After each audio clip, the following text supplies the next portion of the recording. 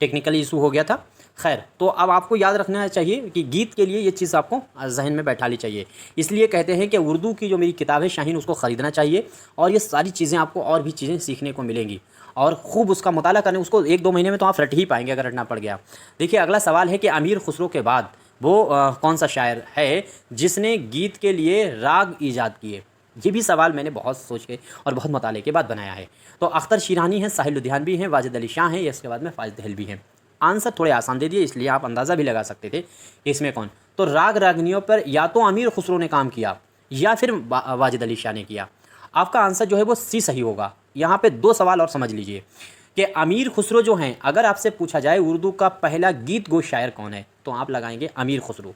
और सबसे अच्छे और नियम और क्या कहते हैं उसके कानून के तहत जो गीत लिखने का काम किया या गीत को सबसे ज़्यादा फ़रोग़ देने का काम किया है, अगर ये सवाल इस तरह से कुछ पूछा जाता है तो वो अख्तर शिरानी का नाम आपको याद रखना चाहिए। सवाल दोनों अलग अलग हैं। अगला सवाल देखिए, और ये गीत का ही सवाल है। गीत का मुखड़ा दिया गया है। गीत का मुखड़ा है, जो मेरे सैयां को गर्मी लगे, नदी नाले तलैया हो जाऊंगी। नदी नाले तो आप जानते हैं, नदी मतलब नदी होती ही है जो बहती है, नाले मतलब उससे कटी हुई छोटी सी नदी होती है, और नदी नाली नाला जो होता है वो छोटा सा उससे कटा हुआ होता है, नदी से काट के दूसरा खेतों में पानी आने के लिए। तलैया क्या होता है, तलैया मतलब तालाब से भी छोटी, जो गाँव में वगैरह होती हैं। दरअसल ये इन सब चीज़ों का यूज़ गर्मियों में पहले ज़माने में आदमी अपने आप को जो है ठंडा करने के लिए, आनंद लेने के लिए इसका यूज़ करता था इन चीज़ों का।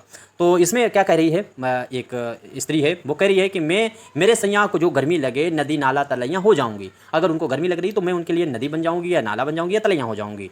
और जो मोरे सैयां को गर्मी लगे, जो मोरे सैयां को गर्मी लगे, साला दो साला रजैया हो जाऊंगी। इस साला दो साला भी आपको पता है, साला एक छोटी सी साल होती है जिसको हम बोलते हैं, जिसको साल कहते हैं आम भाषा में, और उसका साला, उससे कंबल जो होता है उसे मोटा, उसे को साला कहते हैं। और रजैया तो आपको रजाई को तो पता ही है, रजैया हो जाऊंगी। तो ये चीज़, ये बंद आपको बताना था किसका है, किसने लिखा है। तो ये कैसा तरह का बंद है जिसमें रास लीला है। कई स्त्रियों के साथ एक पुरुष अगर नृत्य कर रहा है और उनमें अपनी अपनी चीज़ें वो कहती हैं, जैसे इंद्र सभा में ख़ास तौर से दिखा है। अब उसमें क्या है कि ये लिखने का काम किसने किया है, ये गीत है वाजिद अली शाह का। आपको नाम आपको याद रखना है। और अगला सवाल है, उर्दू शायरी में तंज़ो मज़ाह का अदबी नमूना किस सिन्फ़ में मिलता है। तो तंज़ो मज़ाह का अदबी नमूना आपको बताना है किस सिन्फ़ में मिलता है। आई थिंक मेरे ख्याल से सभी का आंसर सही होगा। देखिए, यहीं तक बात करते हैं, कोई गलती हुई है ज़रूर बताइएगा। और स्क्रीन पे जो बुक आपको शो हो रही है, इसको आप ख़रीद सकते हैं। आपको अगर दिल करता है ख़रीद सकते हैं। ऐसे ही चैनल पर अगर आपका दिल करे, अच्छा लगे तो आप जुड़ सकते हैं, नहीं अच्छा लगता है तो कोई बात नहीं है।